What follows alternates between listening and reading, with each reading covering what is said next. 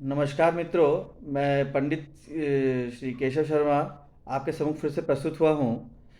मुझे काफ़ी लोगों के, सज्जनों के और बहनों के ये रिक्वेस्ट आ रही थी व्हाट्सएप के द्वारा ऑनलाइन कि पंडित जी कुछ नकारात्मक शक्तियों के ऊपर, या जो कहते हैं नेगेटिव एनर्जी, ये किस तरह हमारे ऑरा को, हमारे जो पॉजिटिविटी है इसको कम कर देती है, नष्ट कर देती है, जिस कारण से व्यक्ति का मन मस्तिष्क इसके ऊपर कुछ कह नहीं पाता है या कुछ कर नहीं पाता है। तो मित्रों एवं देवियों सज्जनों, मैं ये आप लोगों के इसके द्वारा पहले तो ये बात कहना चाहता हूँ कि नकारात्मक शक्तियाँ होती क्या है। जैसे कि इंसान जीवित अवस्था में रहता है और ये मान्यता है कि हर इंसान के पीछे एक आत्मा होती है और उसके शरीर वो उसके वस्त्र धारण करता है, और मृत्यु के बाद वो अपने दूसरे लोक में चली जाती है। ये बात सत्य है। जैसे देवी देवताएं हमारे इस संसार में मौजूद हैं, वैसे ही भूत पिशाच, डाकिनी शाकिनी, डायन एवं अन्य नकारात्मक शक्तियां भी मौजूद हैं। उनका एक लोक है। आपने सुना होगा बैकुंठ धाम, आपने सुना होगा ब्रह्मलोक, स्वर्ग लोक, पाताल लोक एवं यक्षिणी लोक, अप्सरा लोक। ये सब सत्य हैं। आप चाहे गरुड़ पुराण पढ़ लें, या आप शिव पुराण पढ़ लें, या हमारे जितने भी रामायण महाभारत के आप अंश देख लें, कहीं ना कहीं इन सब शक्तियों के बारे में उल्लेख किया गया है। अब हम इस पर आते हैं कि ये जो नकारात्मक शक्तियाँ किन ग्रहों के अधीन होती हैं और किन व्यक्तियों पर इनका बुरा प्रभाव पड़ता है। जिनका सूर्य नीच का होता है एवं जिनकी चंद्रमा केतु या राहु से ग्रहण युक्त होती है, या चंद्रमा नीच का हो जाता है, एवं राहु चंद्रमा के ऊपर दृष्टि दिया हो, या शनि की दृष्टि पड़ी हो अशुभ अवस्था में किसी शुभ ग्रह पे या चंद्रमा पे, तब प्रेत बाधा या प्रेत नकारात्मकता का उदय होता है। शनि की महादशा में या शनि की अंतर्दशा में या शनि के आप कहें तो सरसाती या ढैया पर अगर शनि अशुभ अवस्था में बैठा हो कि जातक में, या केंद्र त्रिकोण में क्षमा चाहूँगा, केंद्र त्रिकोण में बैठा हुआ है, तो शनि के द्वारा उसकी जो पॉजिटिविटी रक्षात्मक कवच होती है जातक की, वो कमज़ोर हो जाती है और वो नकारात्मक शक्तियों के प्रभाव में आना शुरू हो जाता है।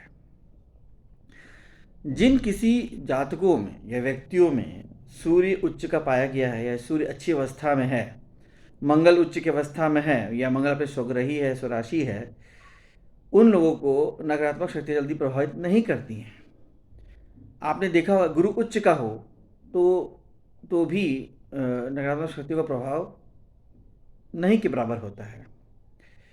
जैसे सिंह लगन वाले या सिंह राशि वाले, उनमें नकारात्मकता या नेगेटिव एनर्जी का प्रभाव नहीं के बराबर होता है, क्योंकि उनका जो आत्मिक शक्ति होती है, अग्नि तत्व, क्योंकि ये ग्रह अग्नि तत्व के हैं, प्रचंड बनाती है और उनकी सुरक्षा कवच को और सुदृढ़ करती है, जिस कारण से उनके ऑरा या बाहरी आवरण पर नेगेटिविटी का असर कम होता है, क्योंकि उनकी ऑरा पॉजिटिव होती है।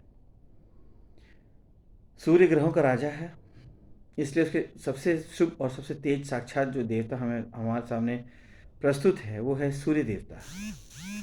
तो जिन किसी का सूर्य उच्च का है, जिस किसी का सूर्य शुभ भाव में बैठा है, केंद्र त्रिकोण राजयोग बना रहा है या बुधादित्य राजयोग बना रहा है केंद्र त्रिकोण में होके या 12वें भाव में होके, और किसी भी अशुभ ग्रह से दृष्टियुक्त नहीं है, वो व्यक्ति निडर, बहादुर और बहुत आंतरिक बल से संपन्न होता है। उसकी कॉन्फिडेंस लेवल, उसकी विचार शक्ति, उसकी सकारात्मकता और उसका मन सशक्त होता है। एवं चंद्रमा के भाव कहीं भी हो, वो चंद्रमा अगर शिथिल भी हो या चंद्रमा दुर्लभ होके भी उस जातक के कुंडली में किसी भी घर में बैठा हो लगन भाव में, फिर भी इन ग्रहों के प्रताप से वो नकारात्मक शक्तियों के दुष्प्रभाव से या तंत्र मंत्र के प्रभाव से अधीन नहीं हो पाता है। एक और युति देखी गई है, जब आप तंत्र मंत्र का असर दिखता है जातकों में कुंडली के द्वारा, जो प्रमाणित भी होती है, वो है शुक्र और मंगल की युति। अगर शुक्र मंगल की युति लगन भाव में हो, प्रथम या चतुर्थ भाव में और पंचम भाव में हो, तो उस पर देखा गया है कि उन पर भी तंत्र मंत्र का असर होता है या कोई किया कराया टोटका उस पर किया जाता है। तो अब सवाल ये उठता है कि नकारात्मक शक्ति की मौजूदगी से बचा कैसे जाए, कैसे हम इनके बुरे प्रभावों से अपने आप को रक्षा या सेव कर सकें। तो आपने देखा होगा बहुत से ज्योतिष तांत्रिक जो होते हैं उन ताबीज़ पहनने को कहते हैं। हम मुसलमानों के तहवीज़ तो ताबीज़ देते हैं, एवं हिंदू धर्म सनातन धर्म में भी ताबीज़ देने का मंत्र उच्चारित करके पंडित ताबीज़ बांधते हैं। यहाँ आपने देखा होगा कलावा बांधा जाता है ताकि सकारात्मकता कवच आपके शरीर की बनी रहे और वो जातक अपने आप को सुरक्षित महसूस कर सके।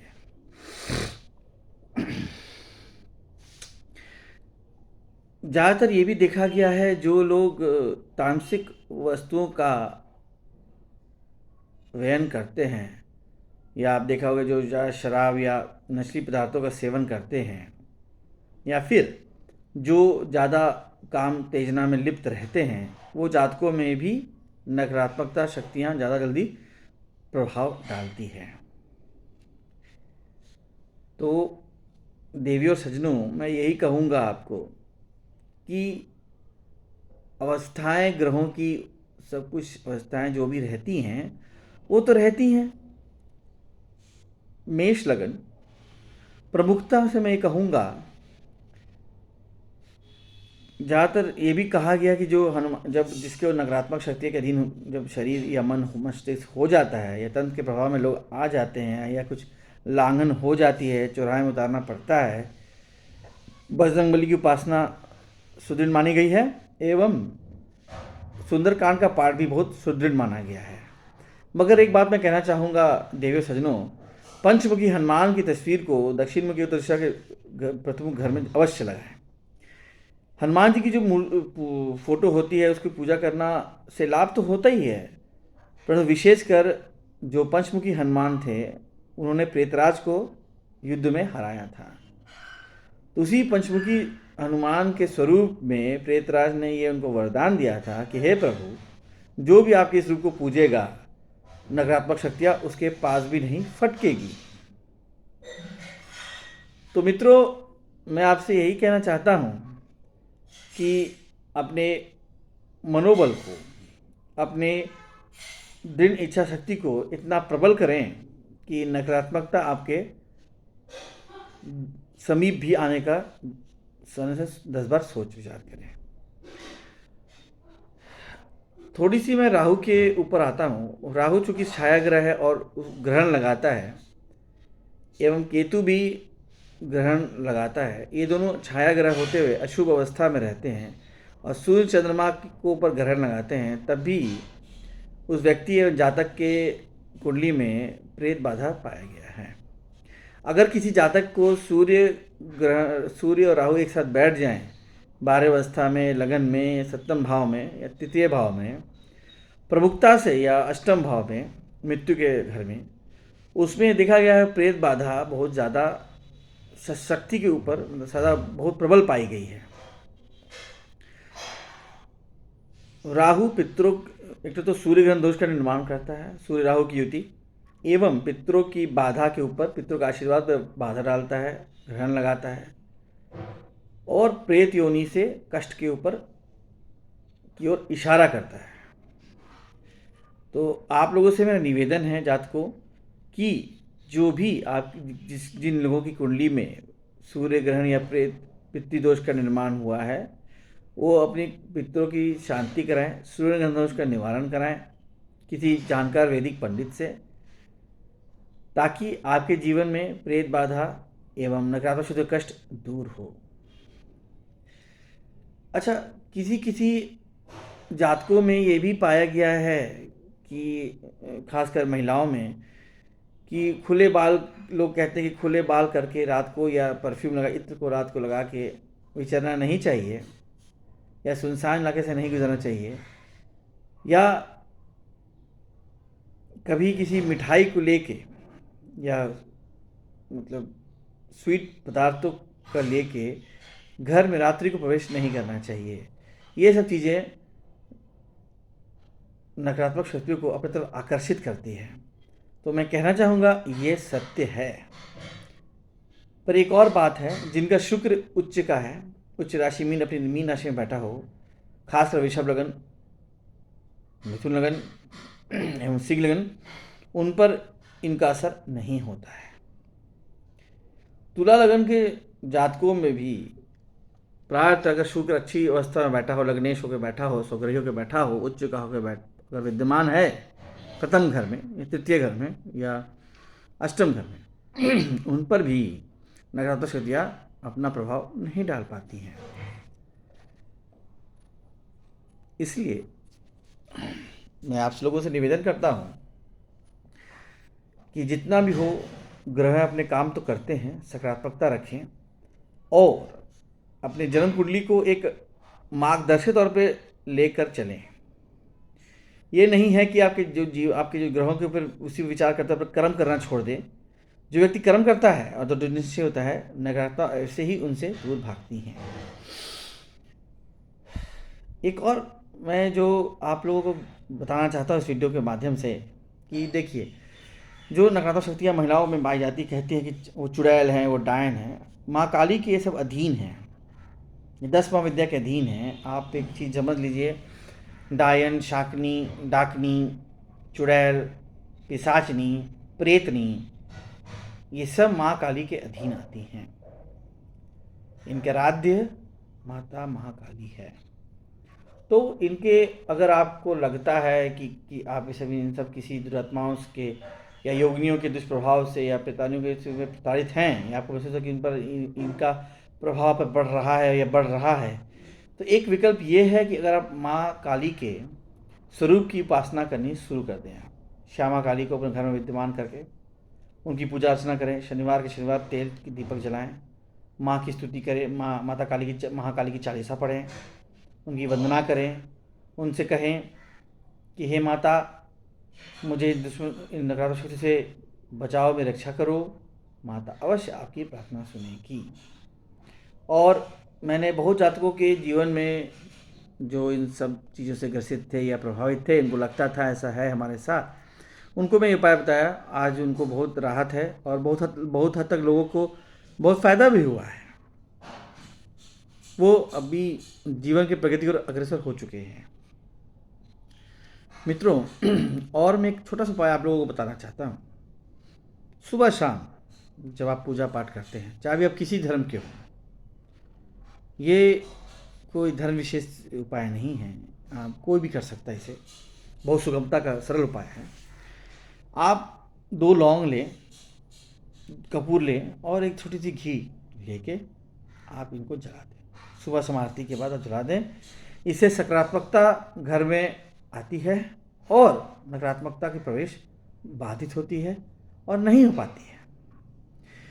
बहुत से लोगों को देखा गया है जिनका मैं कहूँ केतु अशुभ अवस्था में बैठा है या शत्रु घर में बैठा है या शुभ ग्रहों को प्रभावित कर रहा है, उनको भी यही कहूँगा कि आप अपने घरों में ये उपाय करें तो नकारात्मक शक्तियों को प्रवेश नहीं के बराबर होगा और क्षमा चाहूँगा, सकारात्मकता शक्तियों का प्रवेश हमेशा बरकरार रहेगा।